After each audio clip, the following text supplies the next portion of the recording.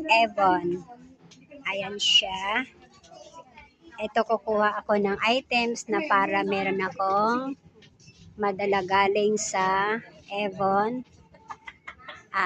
Yun ay hindi naman cost. September pa siya babayaran within 1 month. Yun lang ang kagandahan. Kung anong gusto mo, kukuha ka dito. Ayan siya. Guys, kung meron kayong gusto, pwede kayong mag-order sa akin.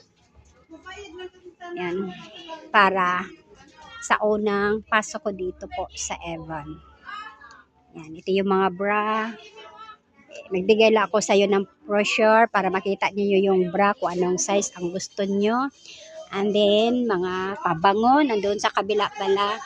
Ito pa, may mga kulay. Yan. Pwede kayong mag-order sa akin, guys. Kahit anong size ng bra. Yan siya. Oo nga. There. Ito yung nag-recruit sa akin, si Maricar. Yan. And then yun yung si ma'am na yung naghahawak din kay Maricar. Ayan siya. Ito yung mga powder. Ayan.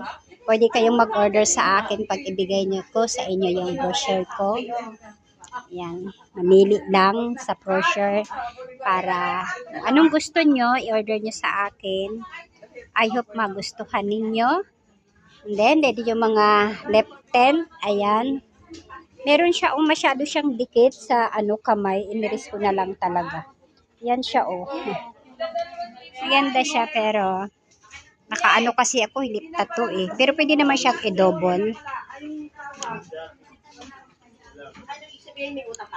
Yan natin, isusubukan natin mag-try tayo sa ganitong negosyo kung papatok. God bless lang sana. Okay, thank you for watching. Bye-bye. Mama, chup-chup.